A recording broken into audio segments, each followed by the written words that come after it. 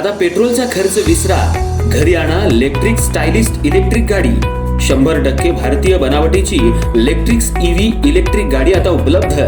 5 वर्षांची वॉरंटी, आकर्षक कलर्स आणि स्पोर्ट्स डिझाइन। एकदा चार्ज करा आणि 100 ते 140 किलोमीटर पर्यंत रेंज। अत्याधुनिक सर्व्हिस सुविधा, लोन सुविधा सुद्धा उपलब्ध। आजच भेट द्या साई मोटर्स, किसान चौक, इचलकरंजी। संपर्क 93 73 27 57 52 किंवा 0230 299 77 66। नो पेट्रोल नो टेन्शन, इलेक्ट्रिकचा स्मार्ट पर्याय।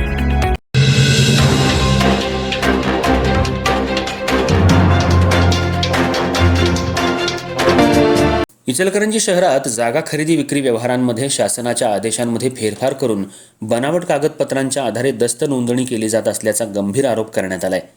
या प्रकरणाची सखोल चौकशी करून दोषींवर फौजदारी गुन्हे दाखल करावेत अशी मागणी सामाजिक कार्यकर्ते दीपक रावळ यांनी मुख्यमंत्री, महसूल मंत्री, नोंदणी महानिरीक्षक आणि मुद्रांक नियंत्रक, जिल्हाधिकारी, जिल्हा मुद्रांक अधिकारी आणि संबंधित महसूल अधिकाऱ्यांकडे लेखी तक्रारीद्वारे केली असल्याची माहिती त्यांनी पत्रकार परिषदेत दिली।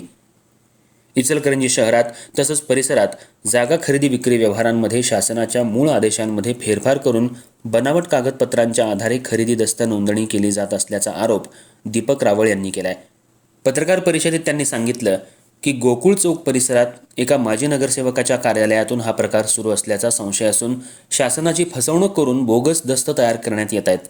रावळ यांच्या म्हणण्यानुसार कबनूर येथील गट क्रमांक 712, 779, 441, 666, 929 अ, 813, 829 अ आणि 899 या जमिनींच्या व्यवहारांमध्ये बनावट बिगर शेती एनए आदेश, खोटे नकाशे तसंच इतर बनावट कागदपत्र जोडून दस्त नोंदणी करण्यात आल्याचा आरोप आहे।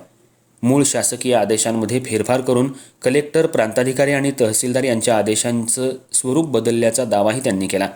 संबंधित खरेदी दस्त आणि त्यासोबत जोडण्यात आलेल्या बिगर शेती आदेशांची मूळ नोंदींची पडताळणी केली असता अनेक ठिकाणी छेडछाड आणि बनावटपणा आढळल्याचं रावळ यांनी सांगितलं।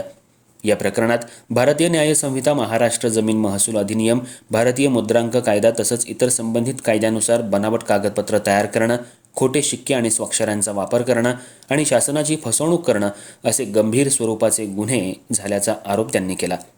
या प्रकरणात दस्त तयार करणारे, खरेदीदार, विक्रेते, मुद्रांक विक्रेते, टायपिस्ट, साक्षीदार, ओळख देणाऱ्या व्यक्ती तसंच इतर संबंधितांची चौकशी करून दोषींवर फौजदारी गुन्हे दाखल करावेत अशी मागणी करण्यात आली आहे। इचलकरंजी, हातकणंगले आणि पन्हाळा इथल्या दुय्यम निबंधक कार्यालयामधील सुद्धा अशाच प्रकारच्या काही प्रकरणांमध्ये यापूर्वीही गुन्हे दाखल झाल्याचा उल्लेख त्यांनी केला।